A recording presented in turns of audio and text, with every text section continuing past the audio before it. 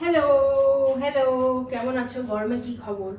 না, গরমে যেটা আমি ক্লায়েন্টদের থেকে বা তোমাদের থেকে সবচেয়ে বেশি কমেন্টস দেখি, গরমে এক্সারসাইজ কি করে করবো? এত গরম, এত প্যাচে গরম, বাইরে যেতে পারছি না, হাঁটতে, দৌড়াতে, জিমে, এই গরমে রোদে কি করে যাব? তো বাড়িতে করো।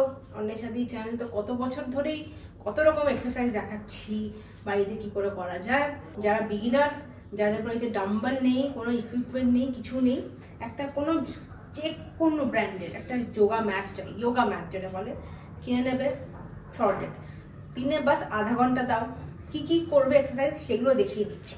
আমি অনলাইন অনেকে এক্সারসাইজ করতে দেখি, কিন্তু ফর্মসটাকে ঠিক রাখাটা খুব দরকার, ঠিক আছে?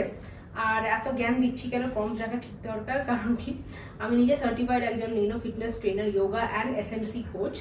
তো আর আমি 4 বছর ধরে অনলাইন লোকেদের শেখাইও, তো সেই জন্য আমি জানি যে ফর্মটা ঠিক রাখাটা খুবই দরকার, ঠিক আছে? কারণ কি ফর্ম যদি ভুলভাল হয় না, তোমার যদি মাসেলে কোনো স্ট্রেন পড়ে বা তোমার কোনো ক্র্যাম্পস এসে গেল, তারপরে তুমি এক্সারসাইজ করা ছেড়ে দেবে।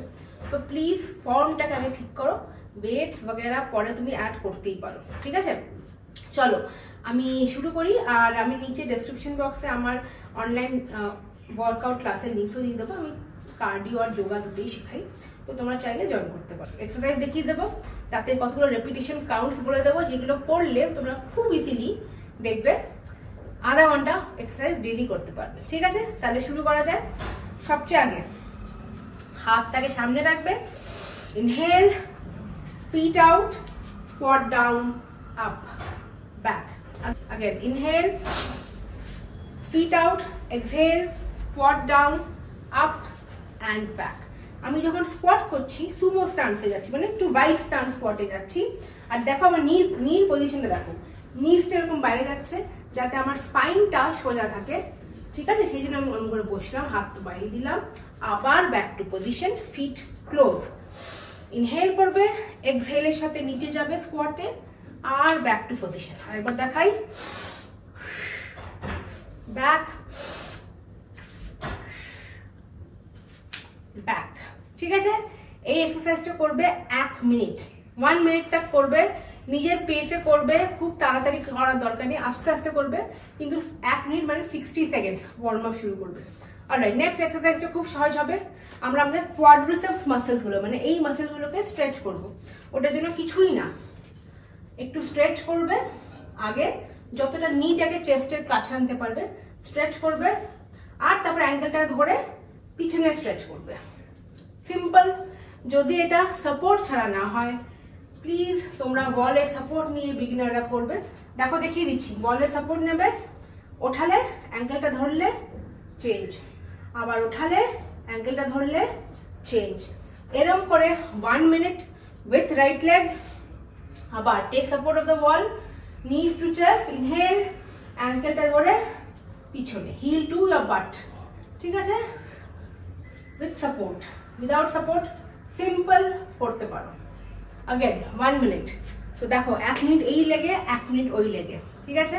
ইন বিটুইন দুটো এক্সারসাইজে তোমরা 10 to 15 সেকেন্ডসের ব্রেক নেবে, সব এক্সারসাইজের মাঝখানে। প্ল্যাঙ্কে যাবো, ঠিক আছে? এবার যারা একদম বিগিনার, তারা হাই প্ল্যাঙ্কে কি করে যাবে? 1 মিনিট তক প্ল্যাঙ্ক ধরতে হবে, 1 মিনিট প্ল্যাঙ্ক। হ্যাঁ, দেখো পামসটা আন্ডার মাই শোল্ডার্স। আমি কিন্তু অনেককে দেখি বহু বছর ধরে এক্সারসাইজ করছে, প্ল্যাঙ্ক এখনো ঠিক ফর্ম করে না, ঠিক আছে? প্ল্যাঙ্কের ফর্মটা ঠিক করলে শোল্ডার্স, কোর, বাটস সব খুব স্ট্রং হবে। ফিঙ্গারগুলোকে ওপেন রাখবে, পামস আন্ডার মাই শোল্ডার্স, ঠিক আছে? টেক দ্য ফিট আউট, ঠিক আছে? এরকম করে পজিশন। আবার খুব বেশি নিচেও হবে না, খুব বেশি উঁচুতেও হবে না, একদম try to keep it almost parallel to the mat, almost ম্যাটের প্যারালাল লাগবে।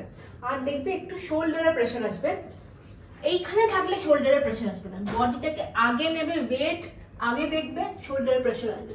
কোরটাকে স্কুইজ ইন করবে, এনগেজ করবে।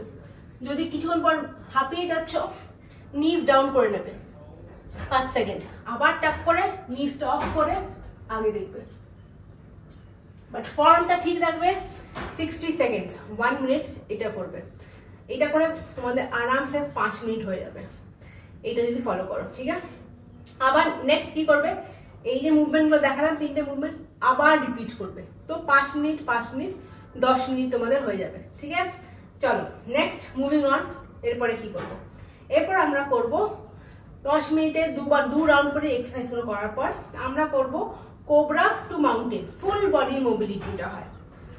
আগে দেখো মাউন্টেন আসে মানে এরকম হিপসটাকে ওপর করবে, হিলসটাকে চেষ্টা করবে টাচ করার ম্যাটে, যদি টাচ না হয় যতটা সম্ভব করবে, যাতে নি হাঁটুতে পেন আছে তারা নিচটাকে বেন্ড করে রাখবে। ওকে, তো এরকম স্টার্ট করবে মাউন্টেনে। এবারে নিচটাকে নিচে রাখবে আর কাম আপ কোবরা, আবার টাপ করবে, তোমার টোসটাকে লিফট করবে, হিপসটাকে মাউন্টেন, আবার knees on the mat, feet flat up to cobra, tuck, hip up, mountain, knees down, feet flat, cobra, abar tuck, up, down, inhale, inhale korbe cobra, tuck korbe mountain, এরকম করতে থাকবে 2 minute. কতক্ষণ? 2 minute. আস্তে আস্তে করবে কিন্তু করতে থাকবে। হাঁপিয়ে গেলে কিছুক্ষণ মাউন্টেনে রেস্ট করবে বা কোবরাতে কিছুক্ষণ রেস্ট করবে, কিন্তু চেষ্টা করবে যেন 2 মিনিট এটা আমরা করতে পারি। ফুল বডি মোবিলিটিতে খুব কাজে দেবে। ঠিক আছে, এরপর আমরা করব সামথিং ফর ইয়োর গ্লুটস। খুব সিম্পল, ব্রিজ পোজ। ব্রিজ পোজে হোল্ড করা মানে হচ্ছে নিচটাকে বেন্ড করলে, হাতটাকে তুমি মাটিতে বা ম্যাটে রাখলে, নিচটাকে তুমি বেন্ড করার পর হিলসটা ক্লোজ টু ইয়োর বাট রাখবে, heels close to your butt. Inhale lift up, exhale down. Again inhale lift up, chest to chin. ठीक है, down up down up down.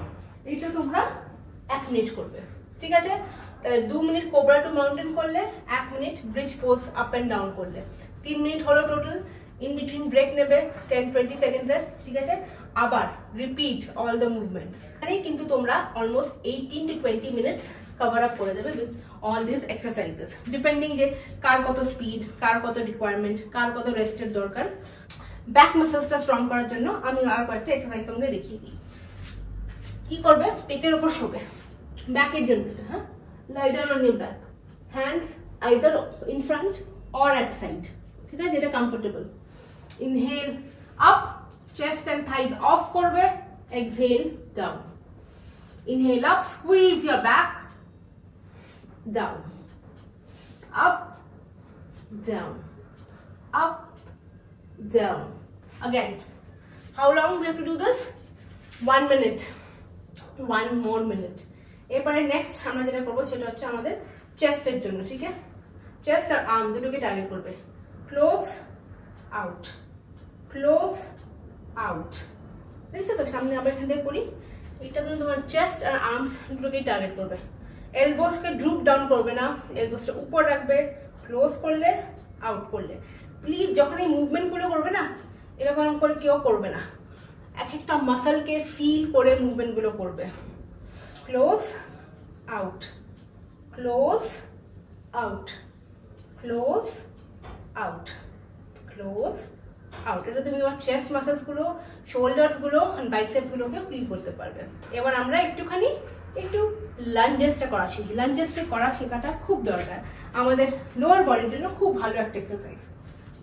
এবারে বিগিনার্স প্লিজ বলের সাপোর্ট নিয়েই করো। কি করবে? একটা বা হাতটা বলে রাখবে, ডান হাতটা কোমরে রাখবে, আর ডান দিকে লেগটাকে পিছনে নিয়ে যাবে। ডাউন করলে touch the knee on the mat, come up. আবার touch the knee on the mat, come up. এটাতে আমি কি করছি? আমার আপার বডিটাকে, টর্সোটাকে স্ট্রেট রাখছি। ঠিক আছে, inhale down, exhale back. Again, inhale down, exhale back. Without support korte hole inhale down, exhale back, inhale down, exhale back. ঠিক আছে, same thing again, 1 minute with right leg, 1 minute with left leg. আস্তে আস্তে করো। তুমি হয়তো 1 মিনিটে 10টা রেপিটেশনই করলে, কিন্তু চেষ্টা করবে করার। তারপর 1 মিনিট হয়ে গেলে নেক্সট লেগ, আবার সেম থিং। এবার অপোজিট সাইড, ওয়ালের সাপোর্ট নিতে হলে ডাউন করলে আপ, সেম টেকনিক আপ। কিন্তু এখানে আমরা চেষ্টা করব যে আমরা যদি বা পায়ে 12টা রেপিটেশন করেছি, আমরা ডান পাতেও 12টা রেপিটেশনসই করব। তো বা পা ডান পা সেম রেপিটেশন রাখতে হবে, আবার রিপিট করবে এই সব কটা মুভমেন্ট। আর তোমাদের আধা ঘন্টার ওয়ার্কআউট শেষ। ওয়ার্কআউট শেষ হওয়ার পরে কিছুক্ষণের জন্য 1 মিনিটের জন্য চাইল্ডস পোজে রেস্ট করবে, রিল্যাক্স করবে। এগুলো খুবই সহজ। এরপরে কি হবে, যখন এগুলো ইজি লাগবে তারপরে আমাদের একটু ইন্টেন্সিটি বাড়াতে হয়, ওয়েটস অ্যাড করতে হয়। কিন্তু এইটাও যদি স্টার্ট করতে পারো আর ঠিক ফর্মে করতে পারো, অনেক লাভ পাবে। চাইল্ডস পোজে রেস্ট করবে, কারণ পিছনে ব্যাকে ব্যথা হলে lie down on your back, hug your knees and stay for 30 seconds. Cool down করাটা কিন্তু খুব দরকার একটা এক্সারসাইজের পর। নিচে কমেন্টসে জানিও যে গ্রীষ্মকালে কারা কারা সকালে এক্সারসাইজ করা শুরু করবে।